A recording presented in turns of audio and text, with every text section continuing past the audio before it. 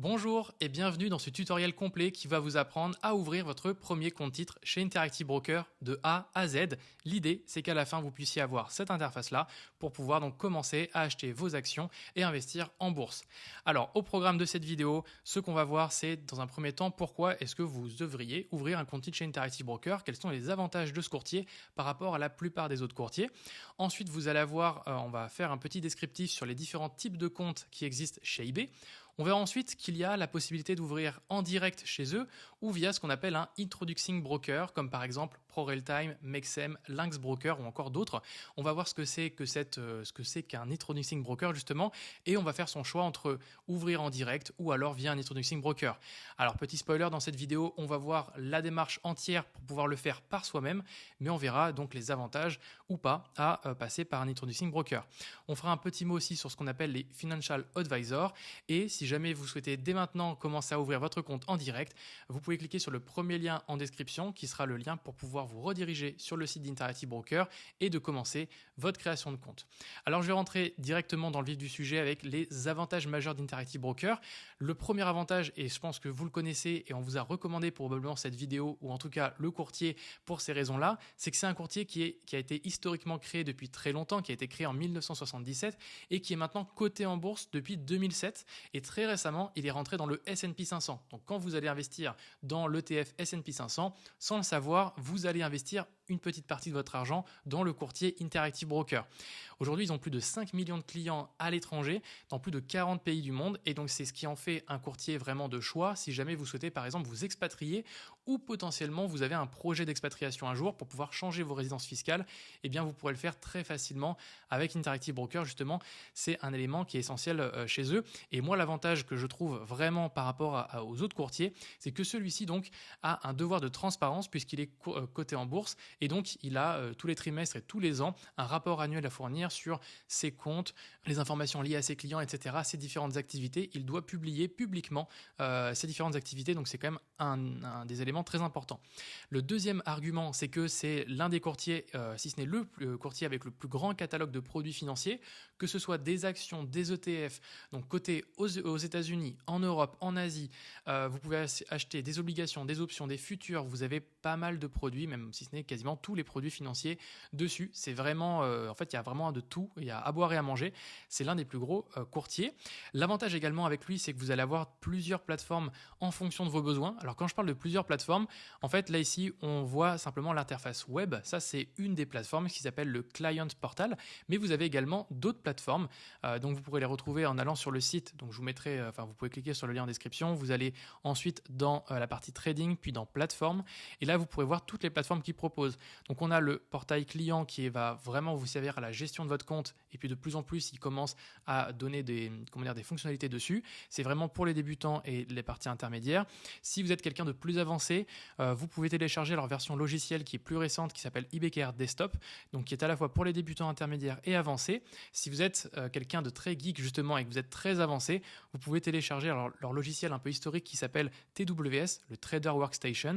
Et si jamais vous êtes plutôt mobile et vous souhaitez une application simplifiée, je vous conseille d'utiliser IBKR Global Trader, qui globalement est une application qui ressemble à ça, qui va être vraiment assez simpliste sur l'utilisation, l'achat, la vente d'actions, que moi je pourrais vous recommander si vous souhaitez débuter ou en tout cas être plutôt assez simpliste là-dessus. Et sinon, de toute manière, il faudra télécharger l'application IBKR Mobile pour la partie double authentification, etc., pour pouvoir vous connecter à votre compte. Donc tout ça pour dire que eBay propose différentes plateformes d'investissement en fonction de vos besoins, et ça c'est quand même un vrai avantage. L'autre avantage, c'est que comme c'est un courtier donc, qui est évidemment à l'international, il vous permet d'avoir un compte multidevise. Donc sur votre compte titre, vous aurez à la fois potentiellement des euros, des dollars, des yens, bref, plus de 27 devises différentes et plusieurs types de comptes. C'est ce qu'on va voir juste après. Évidemment, j'en parle pas, mais je pense qu'on vous a recommandé Interactive Broker parce que c'est l'un des plus performants. Vous avez le plus grand catalogue et aussi parce que vous avez des frais très très bas pour acheter vos différentes actions. Si je vais dans l'onglet ici tarification, puis dans la partie commission, En fait, ça va dépendre de quel titre vous allez acheter et sur quelle place de marché vous allez acheter. Donc si je prends un exemple, vous allez acheter par exemple une action ou un ETF. Donc on va ici dans l'onglet Action ou ETF. Ça va dépendre de votre région. Donc est-ce que ça va être sur le continent américain ou le continent, la partie on va dire européenne. Donc si c'est continent américain par exemple, si vous achetez des actions qui vont être cotées aux États-Unis, donc comme par exemple sur la place boursière du Nasdaq ou du New York Stock Exchange, alors vous allez avoir deux tarifications et par défaut vous allez donc payer à peu près, je résume, mais en gros c'est à peu près ça, vous allez payer $1 de commission par vente. Donc en gros le minimum c'est $1, le maximum c'est 1%, mais vous allez voir que vous allez payer par rapport à la quantité d'actions que vous allez acheter, et donc 0,005 par action si vous achetez du Apple, du Microsoft, etc.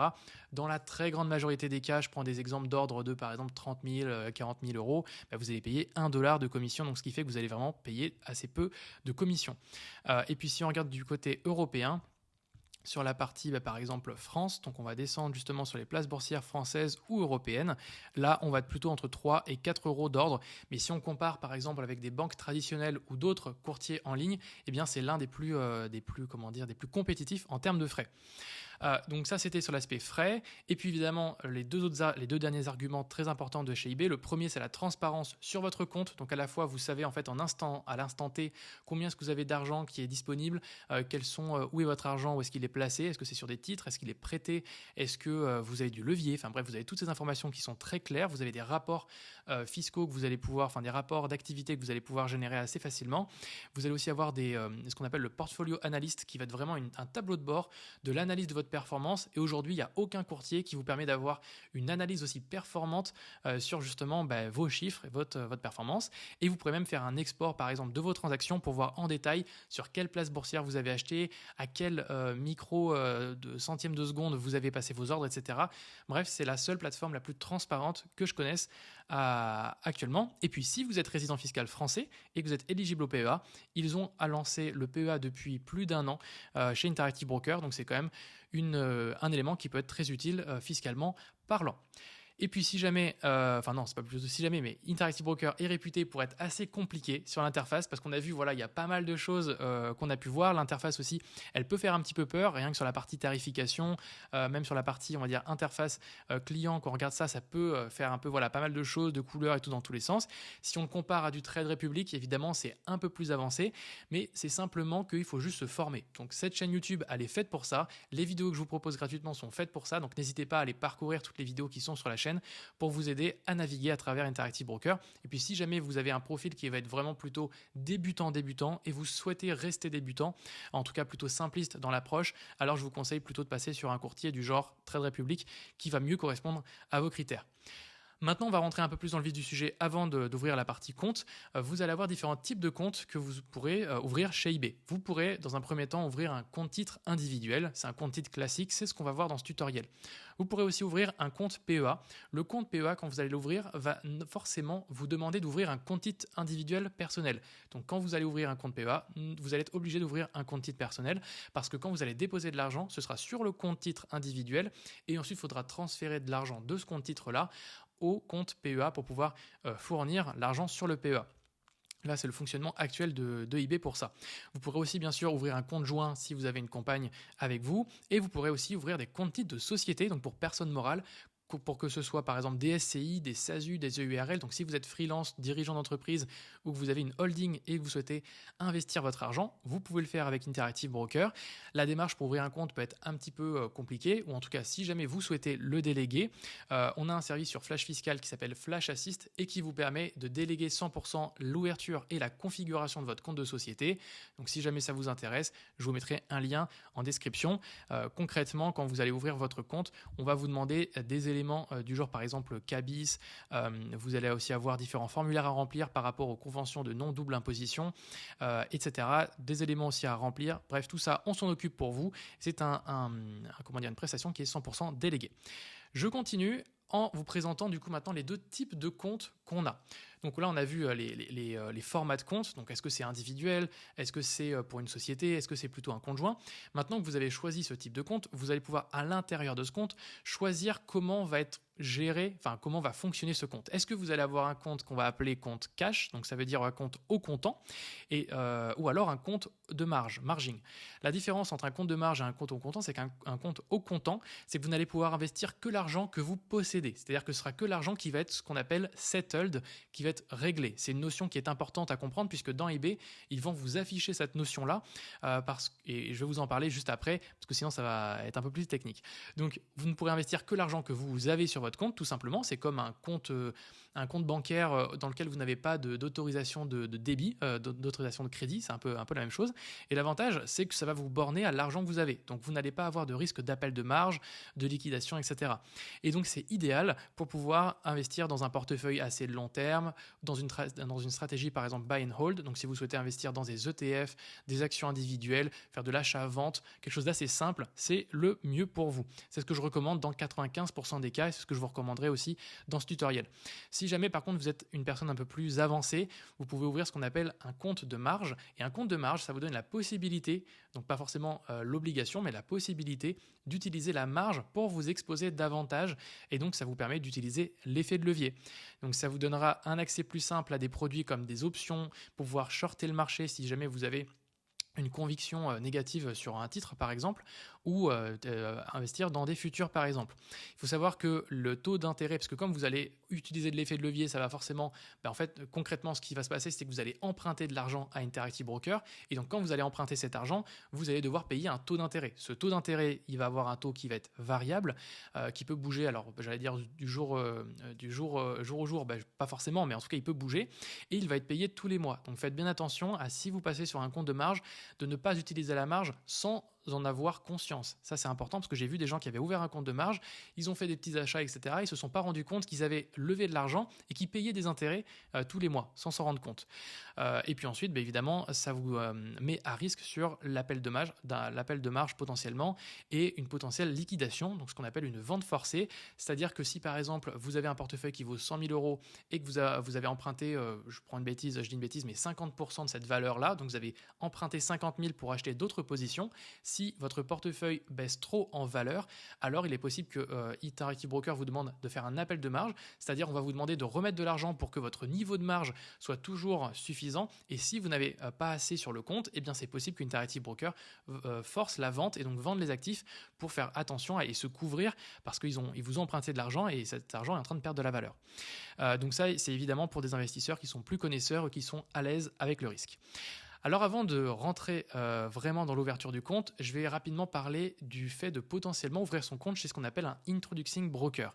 Un introducing broker, c'est simplement un intermédiaire qui va présenter des clients à Interactive Brokers.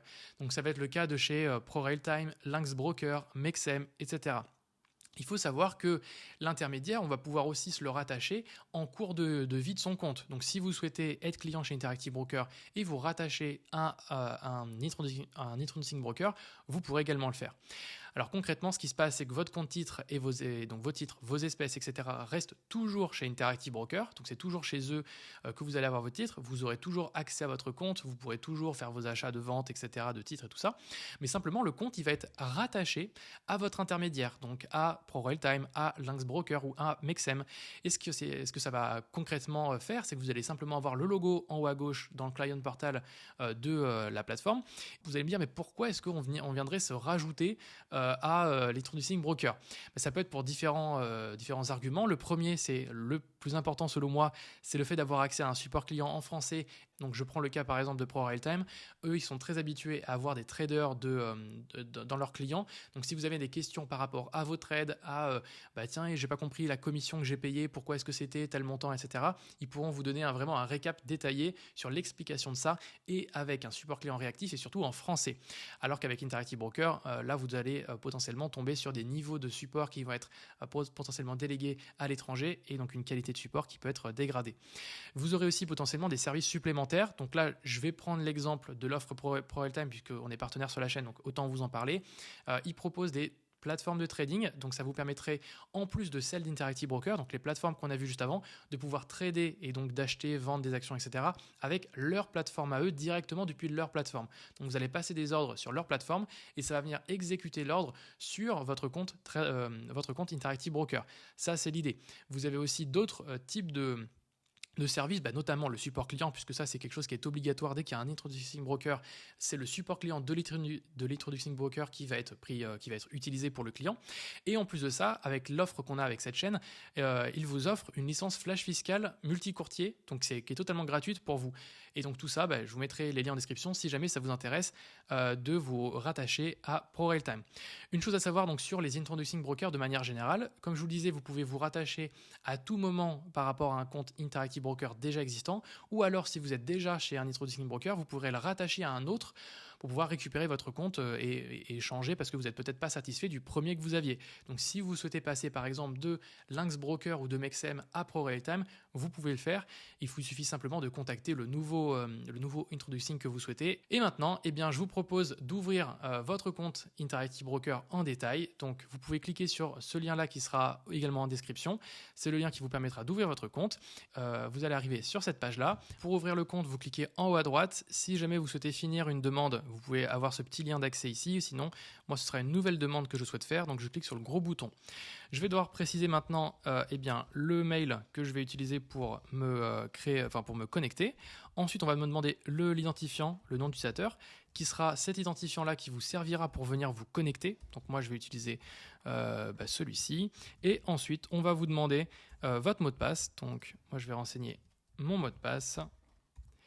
Et le pays de résidence fiscale, donc moi ce sera la France, et les préférences marketing, je ne souhaite pas être contacté, donc je clique sur non. Je clique sur créer un compte. Ensuite, je vais devoir confirmer mon adresse email en allant dans la boîte mail. Donc là, ici, je vais pouvoir aller dans ma boîte mail et cliquer sur mon lien qui sera dans ma boîte mail pour créer mon compte. Et on me propose le type de compte à ouvrir. Donc moi, en l'occurrence, si je souhaite ouvrir un compte individuel ou un compte individuel et un PEA, etc., moi, ce sera uniquement un compte individuel que je souhaite ouvrir. Et je clique maintenant sur confirmer. Alors là, il me demande obligatoirement de cliquer sur le lien, ce que je vais faire dès maintenant. Donc ici, je confirme ma création de compte. Mon email est confirmé. Je retourne sur mon formulaire de création de compte. Je descends un peu plus bas. Là, on me demande si le titulaire du compte sera le bénéficiaire effectif de tous les fonds. Alors oui, ce sera bien moi. Et je clique sur continuer la demande. À ce stade, on me demande des informations personnelles. Donc là, ça va aller assez vite. Je vais venir le remplir pour l'exemple. On me demande mon numéro de téléphone. Donc je le précise. Ensuite, ce sera ma date de naissance. Ensuite, on me demande mon numéro d'identification fiscale. C'est votre numéro fiscal qui vous sert à vous connecter sur le site des impôts. Donc, vous pouvez le renseigner ici. Sinon, vous pouvez décocher cette case pour différents cas de figure potentiellement qui pourraient vous concerner. Donc là, vous le renseignez. Je descends un peu plus bas et ensuite, on va me demander donc l'identification, quel type de document je souhaite fournir. Donc moi, ce sera par exemple une carte d'identité avec le numéro de la carte d'identité que je vais devoir donc remplir ici également. Donc là, vous allez récupérer sur votre document le numéro exact. Votre document d'identité a-t-il une date d'expiration? Donc là, vous la précisez également, oui, non. Et on va vous demander ici de remplir votre situation personnelle. Donc, est-ce que vous êtes salarié, retraité, travailleur indépendant, etc. Donc, on part du principe que vous êtes potentiellement salarié, le nom de l'entreprise qui vous emploie, où est-ce qu'elle se situe, etc. Donc ça, vous allez pouvoir tout ça le remplir. Je vais prendre des petits exemples. Et on va vous demander l'origine de votre patrimoine à vous. Donc, est-ce que tout votre patrimoine, c'est une partie des investissements, c'est de l'héritage, c'est du don, c'est des propriétés. Donc, vous pouvez simplement dire en fait que votre patrimoine, il vient 100% de votre salaire. Donc, je vous laisserai remplir les différents critères qui correspondent à votre situation. Et vous descendez un peu plus bas, on va vous demander de renseigner la devise de base de votre compte. Moi, je vous conseille très fortement de choisir l'euro si vous êtes un résident fiscal européen, parce que c'est votre devise dans laquelle vous payez vos impôts, et donc quand vous allez éditer des rapports, voir votre performance, il vaut mieux la regarder en euros.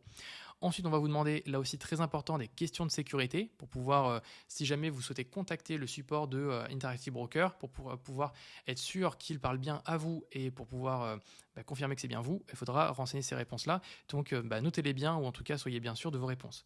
Donc, je vais ici les mettre et je vais cliquer sur poursuivre. Et maintenant, je vais pouvoir passer à l'étape de configuration du compte. Donc là, c'est tout ce qui va concerner, je pense, les choix d'éléments du compte. Donc comme on l'a dit, on a deux types de comptes, soit au comptant, soit un compte de marge. Moi, je recommande en 95% des cas de commencer au comptant. C'est vraiment le choix par défaut que je vous recommande. Si jamais vous souhaitez tester un compte de marge, vous pouvez ouvrir un compte de démo chez Interactive Broker qui sera par défaut de la marge, ou créer un autre compte qui lui sera un autre compte de marge pour faire des petits tests. Mais votre compte principal, si vous souhaitez démarrer, faites-le au comptant. On va vous demander ensuite les revenus que vous avez. Donc, par exemple, vous avez entre 40 et 50 000 euros de revenus, votre patrimoine net et votre patrimoine net liquide, par exemple. En fonction des réponses que vous allez mettre sur la partie revenus, objectifs d'investissement et votre expérience de trading, vous allez pouvoir accéder à certains types de produits ou non. C'est-à-dire que si vous souhaitez accéder par exemple à des options, il faudra avoir un certain patrimoine et certaines ressources, et également remplir certains questionnaires pour pouvoir être sûr que vous savez ce que sont que les options et que vous avez suffisamment de patrimoine par rapport à votre profil de risque, tout simplement. Donc Interactive Broker doit vraiment se baquer sur ça. Donc il vous pose des questions liées à ça. Et aussi, il faut que ce soit vraiment cohérent. Si par exemple vous dites que dans vos objectifs, vous souhaitez préserver votre capital et générer des revenus, donc une stratégie, on va dire, sans trop de risques, et que de l'autre côté, vous demandez l'accès à des futurs ou faire du levier, eh bien forcément, ça ne va pas être en accord. Donc dans ce cas-là, il faudra choisir plutôt bénéfices de trading et actifs sur spéculation si vous souhaitez faire ce type d'investissement. Donc moi, je pars du principe que ce sera un profil qui sera plutôt conservateur. Donc je vais choisir les deux premières options, préservation du capital et croissance, qui me semble être plutôt moyen en termes de demande, comme il le dit ici, niveau de risque plutôt bas. Ici, pour les actions, vous pouvez tout à fait dire que vous avez par exemple qu'un an d'expérience, pas beaucoup de transactions. Pareil, l'expérience va vous donner potentiellement accès ou non à certains produits financiers. On ne sait pas exactement quelles sont les expériences requises pour certains produits, mais sachez que c'est utilisé pour pouvoir vous donner ou pas accès à certains produits. Donc moi, par exemple, les actions, ça fait peut-être 2 ans que je les utilise, que j'ai un niveau de connaissance bonne, voilà, et on me propose ou pas de cocher les options. Donc moi, je ne souhaite pas trader les options, mais si vous souhaitez, vous pouvez cliquer ici sur la petite croix et vous avez différents niveaux que vous pouvez donc activer, et quand vous allez cliquer sur certains niveaux, on va vous demander certains questionnaires à remplir. Donc moi, je n'ai pas envie de trader des options, donc je ne le fais pas. Ensuite, à ces questions, vous pouvez répondre non et non, puisque vous n'avez pas forcément d'entreprises qui sont tradées publiquement que vous possédez, vous n'avez pas de part dans ce type d'entreprise, donc dans la plupart des cas, même 99,9% des cas, vous mettrez non. Et ensuite, où est-ce que vous avez entendu parler de nous? Vous pouvez mettre ici bannière réseaux sociaux YouTube si vous le souhaitez, et vous pouvez cliquer ensuite sur poursuivre. Là, on va ensuite passer à la partie configuration du compte. Donc là, on va confirmer les différentes informations qui ont été renseignées.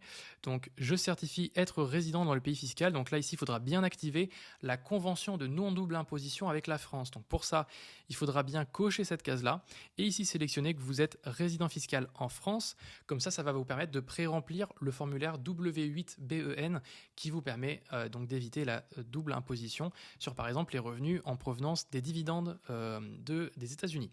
Donc vous cochez cette case-là, la déclaration de résidence fiscale, donc là c'est bien la France avec votre numéro fiscal qui devrait apparaître ici, et vous descendez un peu plus bas. Voilà, si tout est OK pour vous, vous cliquez et vous renseignez votre signature. Donc moi ici, je fais signer ce qu'il me demande, donc ce sera Axel P. Paris, donc c'est la même chose qui est mis ici. Je coche la case et je clique sur poursuivre. Ensuite, on vous propose de rentrer dans le programme d'amélioration de rendement des actions. Alors, de quoi s'agit-il? Il faut savoir qu'un investisseur, quand il souhaite shorter le marché, c'est-à-dire parier à la baisse sur une action, il va devoir emprunter une action au courtier. Le courtier ne va pas forcément posséder cette action, donc c'est le cas d'Interactive Broker. Donc ce qu'il fait, c'est qu'il va emprunter l'action à ses investisseurs. Donc par exemple, il va l'emprunter à vous, à moi, etc., qui participent au programme d'amélioration de rendement. Donc en fait, quand vous allez entrer dans ce programme-là, vous acceptez que Interactive Broker peut potentiellement emprunter vos actions pour qu'ils puissent être shortés. Alors quand vous allez avoir ces actions qui seront empruntées, vous continuez de toucher vos dividendes, ces titres apparaissent toujours dans votre portefeuille, vous pouvez toujours les vendre, etc. Simplement, c'est un système un peu dynamique qui fait que quand vous allez concrètement prêter cette action, vous allez gagner des intérêts puisque la personne qui emprunte ces actions va payer des intérêts et Interactive Broker va faire 50-50 avec vous, la personne qui prête ces actions.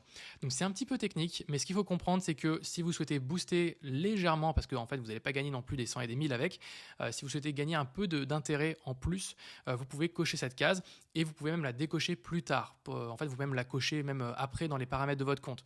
Donc si vous voulez faire une expérience pendant un mois de prêter vos actions, vous pouvez le faire.